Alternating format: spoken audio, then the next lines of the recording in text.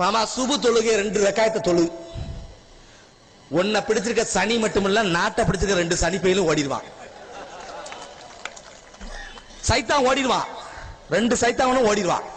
பின்பக்கம் காலு எட்டி உதைக்கிற மாதிரி ஓடிடுவான். தொழுகைய மூமின்களே, தொழுகை நிலநாட்டுங்கள், ஜக்காத்தை கொடுங்கள். அல்லாவுக்கும் அவனது தூதருக்கும் கட்டுப்படக்கூடிய கூட்டம் என்பதை இந்த உலகாரி செய்யுமாமா. உனக்கு அவ்வளவுதான். பழுத்த இலை கூட என் அணு ஒன்றி என் விருப்பம் என்று கீழே விழாது. இதை விட உனக்கு என்ன வேணும்? நம்புருத்த வெல்வதற்கு அந்த கொடுதக்காரனை வெல்வதற்கு இறைவன் என்ன அனுப்பினாரு? 317 பேரா இருந்திருக்கீங்க, ஆயிரக்கணக்கான பேர் எதிரிகள் மேல நிக்கான். நீங்க எல்லாரும் அச்சப்படும் போது அல்லாஹ் உங்களுக்கு என்ன செஞ்சான்? சிறிய பறவைகள் கூட்டம் கூட அனுப்பி வெற்றி பெற வைக்கலையா? என்ஆர்சி நோட் எடுத்துக்கிட்டு ஒருத்தன் வாரான்னு வச்சுங்களேன், ஒரு நொடிதான். முன்பக்கம் 3வது மாதிரியும் பின்பக்கம் 4வது மாதிரியும் போட்டா நோட்டை கீழே போட்டு நாரி ஓடிடுவான். இறைவன் ஒண்ணு நாட முடியாதா? மாமா உன்னை தாக்குறதுக்கு ஒருத்தன் வாரான், அவன் மனதில் இருந்து இயக்குவான் யார்? ஒரு நிமிஷம் சிந்திச்சு பாருங்க. ஈட்டி முனையில் நின்ற போது ஈமான இழக்காதவன் என் தாய்மன் மனதை உலகாரியணும். மாமா நீ எதுக்கு பயப்படுத? நீ அதுக்காக சும்மா இருக்க கூடாது, போராடணும். அநீதி இழைக்கக்கூடிய ஆட்சியாளர்களை எதிர்த்து நீ போராடுவது சிறந்த அறப்போர். இறைவன் சொல்லிட்டான், நீ எதிர்க்கணும். நீ போராடலன்னா இந்த இந்திய தேசத்துல பயவில்லையே, இந்த இந்துக்கள் அந்த RSS பிஜேபி எங்களுக்கு விடுதலை வாங்கி கொடுத்துருக்க மாட்டாமா, உறுதியா தெரியுது. எங்களை அடமான வச்சிருப்பான். அவன் ஏத்து போராடுவாங்க? போராடவே மாட்டான். நீங்கள் அடிமையாக வாழ்வதை விட நீங்கள் மாண்டு போகக்கூடிய சமூகம் என்று எண்ணி நீங்க போரிட்டு இந்த இந்திய தேசத்துல விடுதலை வாங்கி கொடுத்தனாலதான் இன்னைக்கு நம்ம மானத்தோட வாழ்ந்துகிட்டு இருக்கோம். இந்து சமுதாயமே நீ சிந்திச்சு பாரு. புயல் வெள்ளத்துல வரும்போது உதவி செய்யும் போது எத்தனை இந்து பெண்கள் எங்களுக்கு எல்லாம் உதவியது இந்த இஸ்லாம் சமூகம். இந்த இஸ்லாம் சமூகம் இவர்கள் இல்லைன்னா நாங்க பிழைச்சிருக்கவே முடியாது. எங்களுக்கு உணவு கொடுத்தது அவங்க, தண்ணி கொடுத்தது அவங்க, உடை கொடுத்தது அவங்க. இருப்பிடத்தை கொடுத்தாண்டா, பள்ளிவாசல கொடுத்தாண்டா. கேரளாவில் வெள்ளம் வருது, பிணங்கள் ஃபுல்லா மிதந்து அழுகி கிடக்கும் போது எல்லாரும் தூக்குறாங்க. தூக்கி கொண்டு போய் மருத்துவமனையில போட்டு அறுத்தா போஸ்ட்மார்ட்டம் பண்றதுக்கு தூக்கிட்டு போக முடியல, அவ்வளவு அழுது பிஞ்சு போகுது. அப்ப என்ன செய்யறாங்க? பள்ளி வாசல திறந்து அந்த போஸ்ட்மார்ட்டம் பண்றதுக்கு திறந்து கொடுத்தாங்கப்பா. நாங்க ஒன்னு இறந்தா 16 நாட்கள் கோயிலுக்குள்ள விட மாட்டேங்க. அவனுக்கு வெள்ளை அடிக்க வேண்டியிருக்கு, சுண்ணாம்பு அடிச்சு பைபிள்ல நாங்க என்னெல்லாம் வாங்கி வச்சிருக்கோமோ அவளத்தையும் எடுத்துட்டு போயிருதான், அவன் எடுத்துட்டு போயிருதான். நாங்க அண்ணாந்த தாய் இல்லாத பிள்ளை போல காத்திருக்கோம். என்னத்தையோ சுவாகான்னு சொல்றான், அவன் சுவாகா சொல்லிட்டு போயிருதான், நாங்க சுவாகா ஆயிருந்தோம். எதுக்கு இஸ்லாம் வளர்ந்தது? தமிழ்நாட்டில் இந்தியாவில் சிறுபான்மை கூட்டராக இருந்த ஒரு 30 பேர் உதாரணம் வச்சுக்கிறோமே, இன்னைக்கு 30 கோடி பேர் வந்திருக்கான். எப்படி நீ இஸ்லாத்தை அழிக்க நினைக்கிற? அல்லாஹ் அது விரிவாக்கம் பண்றான். எதுக்கு இஸ்லாமிய தழுவு போறான்? கோயில்லடா, கோயில்ல தாழ்ந்த குலத்தை நீ தொட்டா தீட்டு, நாடார் சமூகத்தை பார்த்தாலே தீட்டுன்னு சொன்ன. நீ சொன்ன மாதிரி அதை வச்சுக்கிட்டு நான் ஒரு வாரத்துக்கு வரப்பா. RSS பிஜேபி நீங்க இருந்தேன்னா உன் தலைவர்கிட்ட போய் சொல்லு, இந்தியா ஒரே நாடு தானே, ஏற்றுக்கொள்கிறோம். இந்தியா ஒரே கார்டு, ரேஷன் கார்டு ஏற்றுக்கொள்கிறோம். இந்தியா ஒரே மொழி ஏற்றுக்கொள்கிறோம். அதே போல ஒரே ஜாதின்னு சொல்லி சொல்லு. ஒரே ஜாதி தான், வேற ஜாதி கிடையாது. இந்துக்களை சொல்லு. நான் தண்ணி பாட்டில குடிச்சிட்டு நான் தண்ணி உனக்கு தாரேன். உயர்ந்த ஜாதிக்காரன் பார்ப்பன குடிப்பானா? தாழ்ந்த குணம் அவன் குடிப்பானா? அதை குடிக்க சொல்லு. நான் இந்துக்குள்ளே இருந்துருண்டா. ஆனா இப்ப எச்சி வச்சு குடிச்சாலும் மாமாமார்கள் குடிப்பான்டா. ஏன்னா அவனுக்கு ஏற்றத்தாழ்வு கிடையாது, ஜாதி கிடையாது, மதம் கிடையாது, மொழி கிடையாது, ஏழை பணக்காரங்கள பாகுபாடு இல்ல. பாக்குறான் எப்படி நம்ம இந்த கொடுமையில இருந்து மீளணும். ரைட். அப்ப இஸ்லாத்தை பாக்குறான். இந்த நொடி களிமா சொல்லி இஸ்லாத்தை தழுவிட்டாம்டா, மறுநொடி பள்ளிவாசல தலைமையேற்று தொழுகை நடத்தலாம்டா. அந்த சமூகம்டா கண்ணியமிக்க சமூகம், இந்த இஸ்லாமிய சமூகம். அவ்வளவு பெரிய சமூகம். அனில் அம்பானி மகன் வாரான், முன்ன தொழுதுகிட்டு இருக்க ஏழை மகனை அவனுடைய காலில் தான் முட்ட நின்றாய்வன் அனில் அம்பானி மகன். அப்படிப்பட்ட ஏழை பணக்கார வித்தியாசமாக்காத பள்ளிவாசல் இது. அதுதான் இறைவனுடைய இல்லம்.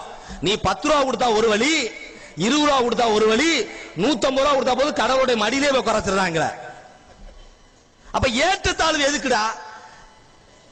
இறைவனிடம் அவன் படைப்புகள்கிட்ட ஏழை பணக்கார எந்த வித்தியாசம் இல்லாம சமூகம் நடத்தக்கூடிய இஸ்லாம் சமூகத்தை நீ ஏன் போற? நீ முதல்ல யோக்கியமா இருந்துகிட்டு அவகிட்ட வா. தலாக் சட்டம் நீ என்னைக்கு சரிய சட்டத்துல கை வச்சையோ அன்னைக்கே உனக்கு சரிவாயிட்டுடா RSS பிஜேபி. இது இறைவனுடைய வேதம். இது யாருங்க தனிப்பட்ட மனிதன் எழுதுறது அல்ல. சரிய சட்டத்தை பத்தி தலாக் சட்டத்தை பத்தி உனக்கு தெரியுமா? உனக்கு இஸ்லாமிய பெண்கள் பாதிக்கப்படுறாங்க. யாரு? பொண்டாட்டியை வச்சு வாழ தெரியாத வக்கற்ற பையன் அந்த பையன் சொல்லுதான். அவர்கள் அந்த அவங்க மேல கருணை பொழிதாகலாம்.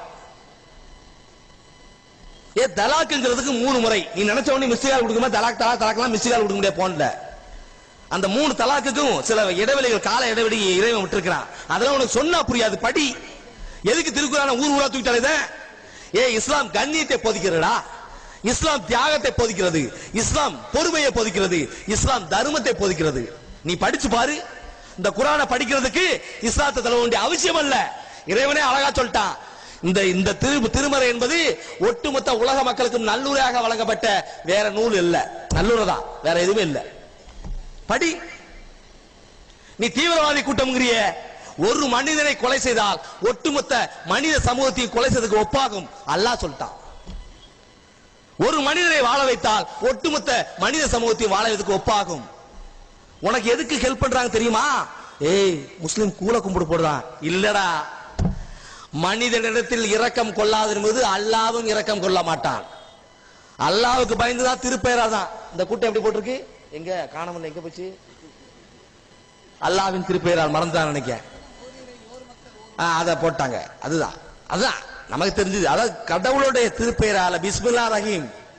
நீங்கள் எந்த யாரையும் சந்திக்க போறோம், இன்ஷா அல்லாஹ் நாளைக்கு வரேன், இதுதான் உங்களுடைய வாக்கு நடப்பு எல்லாமே. இதுதான் RSS பிஜேபி. நீ யோசிச்சு பாரு. நீ போய் கேளு உன் தலைவர்கிட்ட, தலைவா இப்படிலாம் ஒரு கொஸ்டின் கேட்கிறானே, இந்த முஸ்லிம் சமூகம் என்ன செஞ்சு சொல்லு தலைவா. அதெல்லாம் என்கிட்ட கேட்காத.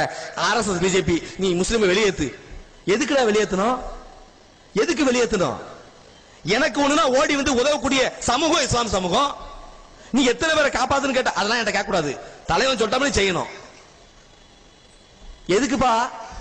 1 சொல்லி 2 சொன்னா தலைவன் சொன்னா கேட்கணும். 1 3 சொன்னாலும் 3 ஆகனாலும் இல்ல 2 தான் சொன்னாலும் எப்படி கேட்கணும்? அப்ப நாங்க முட்டாப்பேலா? நாங்க எதுக்குப்பா பிரியணும்?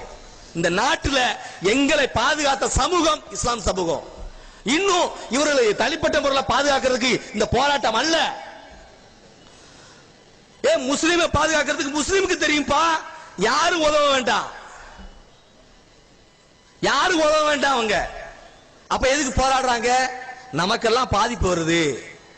நாம உயிரை கொடுத்து இந்த விடுதலை பெற்று வாங்கி கொடுத்த இந்த கண்ணியமிக்க இந்திய இறையாண்மையும் பன்முகத்தையும் கேடு விளைவிக்க கூடாது, கேடு விளைவிக்க தடுக்கணும்னு சொல்லி எல்லாரும் போராடுறதுக்கு தயாராயிட்டாங்க.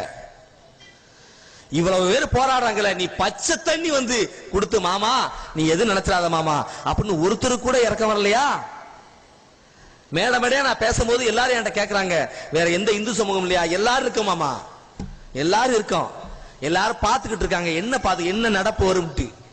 மாமா நீ உறுதியா வச்சுக்கோ, நீ யார வேணாலும் மன்னிச்சிரு, அதிமுக செய்த பாவத்தை மட்டும் மன்னிக்கவே கூடாது மாமா. காட்சியும் மாறணும், இந்த ஆட்சியும் மாறணும்.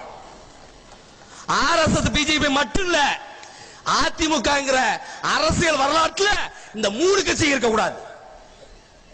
உங்களுக்கு ஒரு சின்ன சிந்தனை தரேன் மாமா.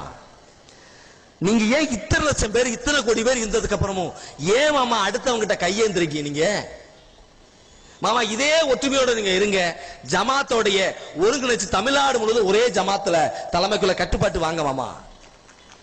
ஒரே ஜமாத்துக்குள்ள கட்டுப்படுங்க. எல்லா பள்ளிவாசலும் அல்லாஹ்வுக்கு பயந்து அந்த ஒரே ஜமாத்தின் தலைமையில வந்து நீ அப்படி இருந்தா இந்த அரசியல் கட்சிக்காரன் அவ்வளவு பேரும் உன்கிட்ட கையேந்த வருவான். அப்படி என்ன செய்ய தெரியுமா? இஸ்லாம் சமூகத்தில் உள்ள கண்ணியமிக்க அல்லாஹ்வுக்கு பயப்படக்கூடிய நீதி நேர்மையோடு இருக்கக்கூடிய அவனை நீ தேர்ந்தெடுத்து நீ அனுப்பு அவனை சட்டமன்றத்துக்கு. நீ அனுப்பணும்னு வச்சுக்கிய உன் பங்கு இல்லாம எந்த காரியமும் செய்ய முடியாது. அந்த அங்கீகாரத்தை நீ வாங்கணும். ஆனா நீங்க ஏன் வாங்க மாட்டேங்குன்னு தெரியும். இன்மையில் உள்ள வாழ்க்கையை நாங்க இங்க சுகமா அனுபவிச்சா மறுமையில அல்லாஹ் தரமாட்டான்னு நினைக்கிறீங்க. ஏன்னா இன்மை சோதனை காலம் தான். அல்லாஹ் தான் ரெண்டே விதமா கொடுத்தானே, செல்வத்தை கொடுத்தும் சோதிப்பேன், வறுமையும் கொண்டும் சோதிப்பேன் உங்களை. ஆனா எங்களுக்கு தெரிஞ்சது நீங்க தான் ஆச்சரியம். ஏன்னா 800 ஆண்டு காலமா ஆட்சி செய்யக்கூடிய இந்த இஸ்லாம் சமூகம் எங்களுடைய இந்து சமூகத்தை எந்த இழிவுபடுத்தல. அதைத்தான் நாங்க விரும்புறோம். 800 ஆண்டு காலம் ஐயா சொன்னார, பசுமன் ஐயா சொன்னாங்களே, ஏதோ இந்து கோயிலாம் இடிச்சாமனு யாரடா சொன்னது? அவருடைய பிள்ளைகளுக்கு புள்ளா சொல்லி கொடுத்த வேதம் இருக்கு. ஏன்னா பிற மத தெய்வங்களை ஏசாதின்னு சொல்லக்கூடிய கண்ணியமிக்க மார்க்கமடா இஸ்லாமிய மார்க்கம். என்னடா ஒரே எல்லாத்துக்கும் பசுமுனையால இருந்து எல்லா பயிலையும் முஸ்லிம்களுக்கு சப்போர்ட்டா சொல்றான், மாமா மாமான்னு சொல்றான். இவன் ஒருவேளை இஸ்லாத்தை தள்ளிவிட்டான் போல. ஏய், என் மாமன் சொல்லி கொடுத்த வார்த்தை இருக்குடா, லக்கும் தீனுக்கும் வலியதீன். உனது மார்க்கம் உனக்கு, எனது மார்க்கம் எனக்கு. உன்னை போல குள்ளா போட்டுக்கிட்டு இத்தானவங்களை போய் சொல்லுங்க மாமான்னு சொல்லி வாக்கு வங்கிக்காக ஏமாத்துறதுக்கு நான் வரல. இதே கெட்டப்பல வருவோம், இதே மாதிரி வருவோம். பசுமுனையில இருந்து எல்லா ஐயாமார்களும் அவருடைய கொள்கையில வருவாங்க, யாரும் ஏமாத்த வரல. இப்ப ஒரு மெண்டல் பைவெல்ல சேர்த்திருக்கான். இஸ்லாமியருக்கு எதுக்குன்னா குரலை கொடுப்பாங்களாம். எப்போ? வைகுண்டம் போனதுக்கு அப்புறமா 70 வயசாச்சு, இன்னும் ஆட்சிக்கு வருவான் நம்பிட்டு இருக்கான். அவனுக்கு வால்போஸ் அடிச்சு ஓட்டிக்கிட்டு இருக்கான். தலைவா உனக்கா தமிழ்நாடு காத்திருக்கு, தலைவா உனக்கு எப்பண்டா 70 வயசு கடந்து போச்சா? இந்த 2 நாளா வைகுண்டம் போறான். இனிமே அவன் என்ன செய்ய போறான்? அவனுடைய கட் அவுட்ல பாலை ஊத்துறியே, அந்த பால் தரையில கிடக்க. எத்தனை அனாதாசிரமம் இருக்கு, எத்தனை பேர் தாய்ப்பால் இல்லாம தவிச்சிட்டு இருக்கான், எத்தனை பேர் பசியோட தவிச்சிட்டு இருக்கான். அவனுக்கு கொடுக்கறியாடா? இஸ்லாத்துல அருமையான ஒரு வாசம் இருக்குடா, வீண் விரயம் செய்தார்கள், உண்ணுங்கள் பருகுகள், வீண் விரயம் செய்யாதீர்கள். எங்காவது முஸ்லீம் எங்கேயாவது கட்டோட்டுக்கு பால் ஊத்துறான்னு சொல்லுவோம். எங்காவது ஒரு முஸ்லீம்